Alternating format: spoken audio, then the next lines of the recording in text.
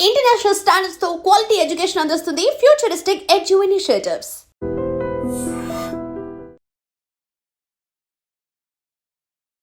Hi ma'am. Hi Manjusha గారు. మీ way of talking లో మీ positivity, మీ energy levels peak.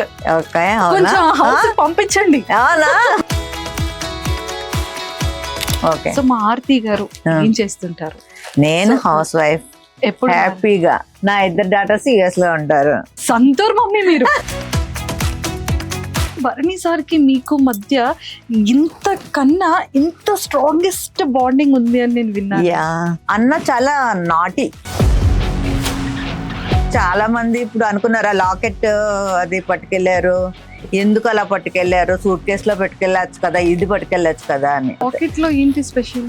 2 o'clock shoot నుంచి వచ్చినా కూడా అమ్మ దగ్గరికి వెళ్ళిపోతాడు ముందు.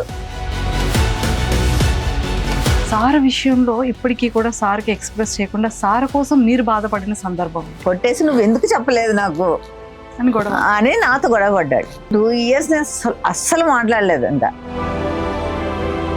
ఈ మధ్య కాలంలో బాగా ఎమోషనల్ అనిపించింది ఏంటి? చూడగానే భరణి సార్ తలుచుకోగానే మీకు ఏడుపు వచ్చేస్తుంది. ఈ రివ్యూవర్స్ ఏవో రాసి రిప్స్ ఇరిగిపోయాయని, రిప్స్ కి బ్రేక్ అయిపోయాయని. అసలు ఆ బాండింగ్ ఏదైనా ఫాదర్ అండ్ డాటర్ చాలా నేను అనుకున్నాను అప్పుడు, నిజంగా నాకన్నా అది వెళ్ళడమే చాలా మంచిది. జాగ్రత్త డాడీ, అసలు చూడలేకపోయినా ఆ రోజు.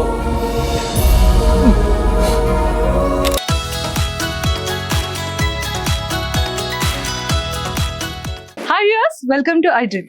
బేసిక్ గా మనం చాలా మంది ఆర్టిస్టులని కానివ్వచ్చు, యాక్టర్స్ కానీ బిగ్ బాస్ హౌస్ లో డైలీ చూస్తూనే ఉన్నాం.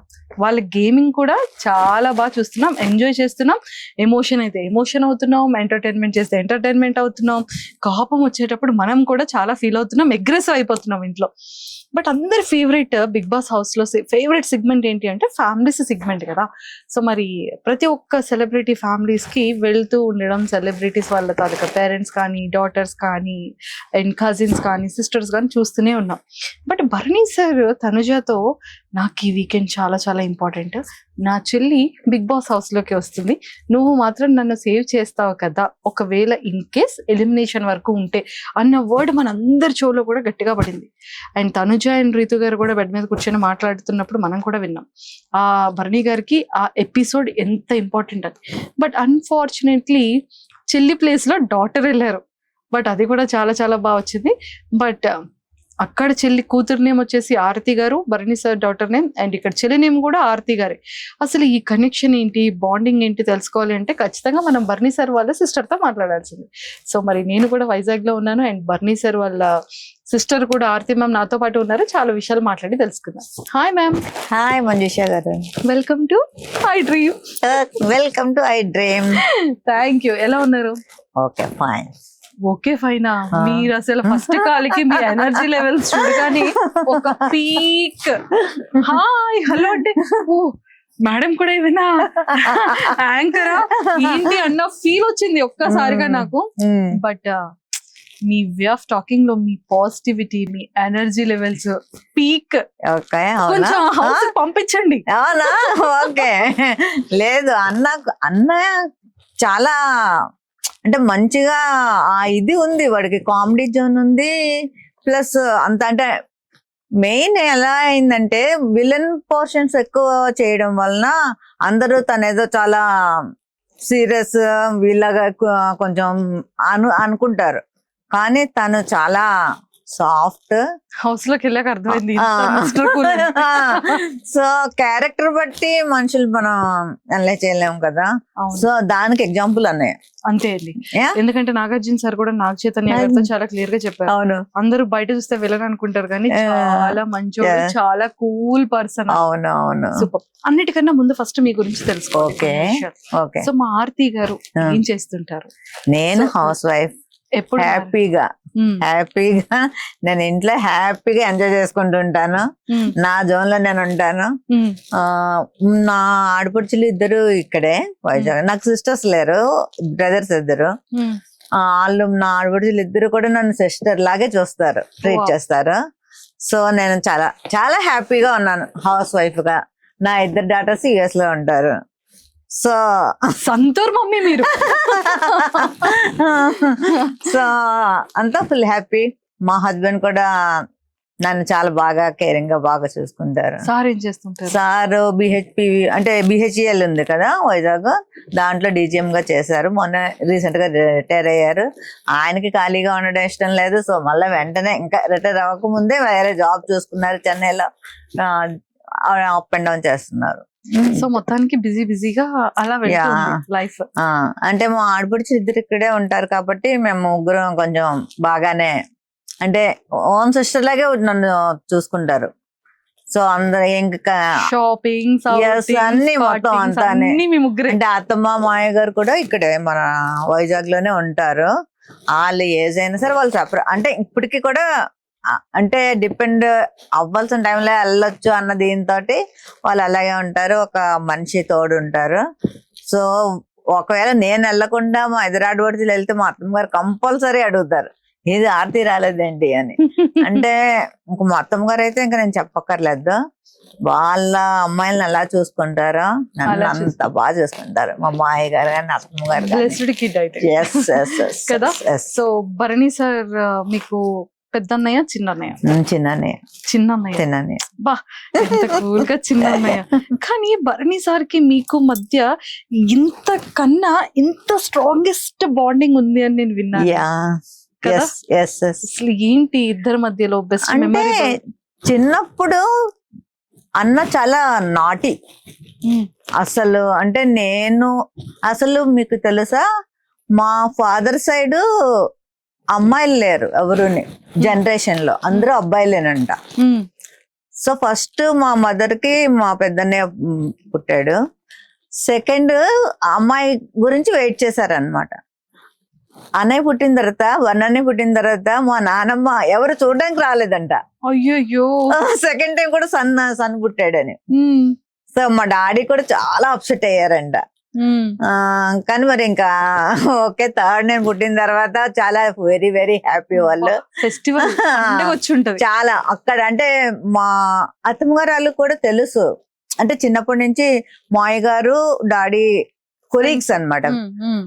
సో వాళ్ళు కూడా చెప్తారు అనమాట, అక్కడ ఉన్న వాళ్ళందరికీ డబ్బులు పనిచేసి డాడీ ఫుల్ హ్యాపీ జాయ్ మూడ్లోకి వెళ్ళిపోయారంట. అన్న ఏంటంటే చిన్నప్పటి నుంచి కూడా కొంచెం నాటిగానే పెరిగాడు. పెద్దనే చాలా కామ్ చిన్నప్పటి నుంచి కూడా. అంటే వెనకాల ఏం చేసినా ముందు దొరికేవాడు కాదు వాడు. వీడు చిన్న ఏంటంటే ఫస్ట్ ఆఫ్ ఆల్ ఏం చేసినా ముందు దొరికిపోయేవాడు. దొరికిపోయి ఫుల్ మా అమ్మతోటి. మా అమ్మ ఎక్కువగా కొట్టింది అంటే మా చిన్నన్నండి, భరణి సార్ని. అయ్యో ఫుల్.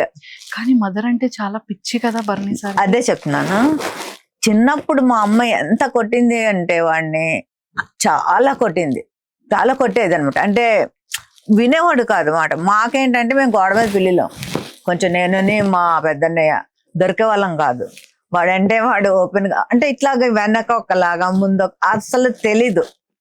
అంటే వాడికి ఏమనిపిస్తే చేసేస్తాడు అని చెప్పేస్తాడు. ఇంకా అలాగేమీ ఉండదు. మైండ్ లో వేరేగా మాట్లాడదాము అటువంటిది ఏమీ ఉండదు అనమాట. సో అలా దొరికిపోయి బాగా దెబ్బలు తినేవాడు. సో నా ఏజ్ అంటే నేను 16, అంటే నాకు 14-15 years అప్పుడు డాడీకి హార్ట్ అటాక్ వచ్చింది.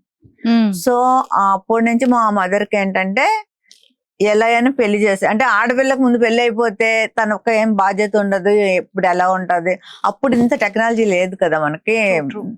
సో అందుకని నాకు 16 years కి మ్యారేజ్ చేస్తారు. 19 years కి నాకు 2 kids పుట్టారు. వాళ్ళిద్దరే ఉండేవారు. అమ్మ డాడీ ఏమో నాకు 20 years వచ్చినప్పుడు 21లోన చనిపోయారు అనమాట హార్ట్ అటాక్ తోటి. అప్పటి నుంచి అమ్మ భరణితోటే ఉంది.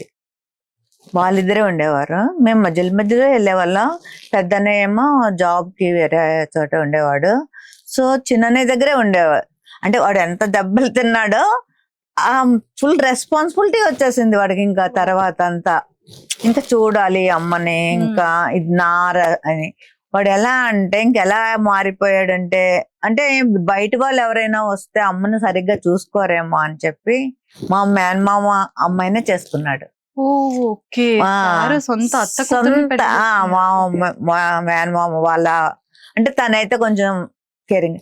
అలాగే తను ఎంత బాగా అంటే ఎక్కడ ఇంక నేను చూడలేం. ఇంకా బర్నీ సార్ ఏ టైంకి 2 o'clock వస్తే 2 o'clockకి లెగిచి అప్పుడు అంటే ఫోన్ చేస్తాడు మరి షూట్ అయినప్పుడు, నేను బయలుదేరాను వస్తున్నానంటే అప్పుడు వేడివేడిగా చేసి పెడుతుంది. ఓ వెరీ వెరీ అంటే ఇంకా అసలు నేను చెప్పలేను. మేమందరం బ్లెస్డ్.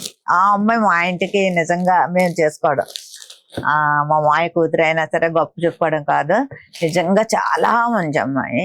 అమ్మనైతే ఇంకా పూలు అంటే అందుకే మేము ఇప్పుడు మా ఇంటికి వస్తుందా రమ్మంటాం. అంటే అంటే అన్నయ్య దగ్గరికి పెద్దన్నయ్య దగ్గరికి వెళ్ళడానికి అవ్వదు, షార్జా కదా, సో ఫ్రీక్వెంట్ గా వెళ్ళడానికి అవ్వదు. నా దగ్గరికి రమ్మంటే ఇంకా అలా చెప్తూ ఉంటే వస్తుంది. వచ్చిన ఒక 5 days నుంచే మొదలు పెడుతుంది. అంటే రోజు అన్నితో మాట్లాడుతుంది. 5 days నుంచి బాబు ఎప్పుడు వస్తావు తీసుకెళ్ళడానికి అనుకొని మా ఇంట్లో అసలు కదలక్కర్లేదు, టీవీ అన్ని పనమ్మాయి అలా కూర్చున్న చోటికి తీసుకెళ్ళి పెడుతుంది. అయినా సరే తనకి మా చిన్నన్నయ్య దగ్గర ఉంటేనే చాలా కంఫర్ట్ గా ఫీల్ అవుతుంది. అంత ఆ జోన్ లోకి వెళ్ళిపోయారు వాళ్ళు. ఇప్పుడు కూడా మేబీ చాలా మంది ఇప్పుడు అనుకున్నారు లాకెట్ అది పట్టుకెళ్లారు, ఎందుకు అలా పట్టుకెళ్లారు, సూట్ కేసులో పెట్టుకెళ్ళచ్చు కదా, ఇది పట్టుకెళ్ళచ్చు కదా అని చాలా మంది అన్నారు. అన్నయ్య ఎప్పుడు కూడా అమ్మని ఏదైనా షూట్స్ ఉన్నప్పుడే వదిలి వెళ్తాడు, లేకపోతే అస్సలు వదలడు. వెళ్ళినా కూడా రోజుకు ఒక 10 సార్లైనా ఫోన్ చేస్తాడు, అమ్మ ఏం తిన్నది అంటే మా వదిన శిరీష. నాకు అదే తెలిసింది ఏంటంటే ఎవరికి పిల్లలకి గానీ వైఫ్ కి గానీ కాల్ కూడా చేయరు, అమ్మకి మాత్రం మధ్యాహ్నం గానీ నైట్ గానీ అమ్మ నువ్వు తిన్నావా అని ఫోన్ చేస్తా. అమ్మ కానీ ఎత్తకపోతే ఇంకంతే. మా శిరీష తన పేరు, మా అన్నయ్య వైఫ్ పేరు. తనకి ఫోన్ చేసి అమ్మ ఏం చేస్తుంది, ఫోన్ తీయలేదేంటి, ఒకసారి అంటే నిద్రపోయినా కూడా ఒకసారి 2 o'clock షూట్ నుంచి వచ్చినా కూడా అమ్మ దగ్గరికి వెళ్ళిపోతాడు. ముందు వెళ్ళిపోయి అమ్మ పడుకుంటే ఒకసారి వెళ్ళి హగ్ చేసేసుకొని ముద్దు పెట్టుకుని అప్పుడు వెళ్ళి పడుకుంటాడు. అంత కేరింగ్, చాలా కేరింగ్. ఫుడ్ విషయంలో కూడా చాలా తనకి అలా చెప్తూ ఉంటాడు, ఇది తినొద్దమ్మా అంటే కొంచెం ఏజ్డ్ అయింది కదా, నువ్వే ఉండాలి మాకు ఎంత వీలైతే అంతకాలం అన్నట్టు. అంటే నేను చాలా తక్కువ మందిని చూస్తాను అలా. అంటే ఇప్పుడు చాలా మంది జనరేషన్ చూస్తున్నాం కదా మనం. నన్ను కూడా అంటే మా డాడీ చనిపోయిన తర్వాత నాకు డాడీ చనిపోయారన్న ఇది ఎప్పుడు కనపడలే. నా 2 brothers నాకు బోల్స్ లాగా నించున్నారు, 2 చాలా సపోర్ట్ నాకు. అసలు కోవిడ్ టైంలో నాకు సర్జరీ చేయవలసి వచ్చింది. సెకండ్ టైం కాదు, ఫస్ట్ అక్టోబర్లోనే. కోవిడ్ కదా, అప్పుడు ఎవరు రావడానికి అవ్వదు, ఏమి చేయదు. నేను కూడా వద్దు అని చెప్పా, పర్లేదన్నా వద్దులే ఇంకా అసలు అలా ఎలా చేయించేసుకుంటావు, ఎవరు లేకుండా నువ్వు హాస్పిటల్లో ఎలా సర్జరీ చేయించేసుకుంటావు, ఏం లేదు ఏమైనా పర్వాలేదని. తనకి షూట్స్ ఉన్నాయని అమ్మని తన వైఫ్ని కార్లో ఎక్కించి మళ్ళీ వాళ్ళకి ట్రైన్లో అది అయితే మళ్ళీ ఏమైనా అవుతుంది కార్ బుక్ చేసి పంపించి నా దగ్గర ఉంచాడు. నేను అన్ని అంటే కొన్ని మర్చిపోలేము. రోజు నాతో మాట్లాడతాడు, కంపల్సరీ మాట్లాడతాడు. నా టోన్లో చిన్న డిఫరెన్స్ ఏమైనా కనిపించినా వెంటనే ఏమైంది రా అంటాడు. తెలిసిపోద్ది, నా టోన్ తెలిసిపోద్ది వాడికి. ఏం లేదు బాగానే ఉన్నాను అంటే కాదు చెప్పు అంత, అంటే ఏమైనా చెప్పే వరకు వదలడు అనమాట. అంత ఎస్ తను మెంటాలిటీ కూడా అంతే. చిన్నప్పటి నుంచి కూడా ఫ్రెండ్స్ తోటి, ఇప్పుడు మేమందరము డాడీకి అలా ట్రాన్స్ఫర్లు అయ్యేవి కదా, సో చోడవరంలో ఎక్కువ కాలం. వాడి ఫ్రెండ్స్ అందరూ మా ఇంటి దగ్గర ఫుడ్ తినేవారు. అసలు డాడీ కూడా ఇంకా చాలా ఎంత కొట్టేవారో, మళ్ళీ అంత మా ఇద్దరు అంటే అన్నని నన్ను కాదు, వాడిని పట్టుకుని హక్ చేసుకుని కాల్ మీద కాల్ వేయించుకుని పడుకునేవారు డాడీ. మళ్ళా నన్ను ఏదైనా అంటే నేను కూడా చెప్పేదాన్ని కాదు, నేనేమన్నా అంటే మొత్తం వేసేసేవారు. నన్ను కానీ ఏమైనా అన్నాడు అంటే ఒక్కొక్కసారి ఆయన ఎక్కువ కొట్టేస్తారు అనేసి నన్ను ఏమైనా అన్నా కూడా నేను చెప్పాను. అంటే చిన్నప్పుడు ఎలా ఉండేవాడు అంటే కొంత ఏజ్ వచ్చేసరికి నేను ఇంటర్ 10th ఆ టైంకి జస్ట్ మనం వెళ్తున్నప్పుడు కామెంట్ అంటే చేస్తారు కదా అబ్బాయిలు అన్న తర్వాత ఏదో ఒకటి వాడికి తెలియకపోయినా వాళ్ళ ఫ్రెండ్స్ కూడా వాచ్ చేసి ఒరే చెల్లిని వాడు అలా అన్నాడంటారా ఇలా fighting చేసేవారు. చెల్లి కోసం. వెంటనే ఇంకా నేను అందుకని చెప్పేదని కాదు ఇంట్లో వాడు వెళ్ళి వాళ్ళతో ఏం తగులేదు వాళ్ళు ఏదో కామెంట్ చేసుకుంటారు ఓకే వదిలేవచ్చు కదా అన్నట్టు నేను చెప్పేదాన్ని కాదు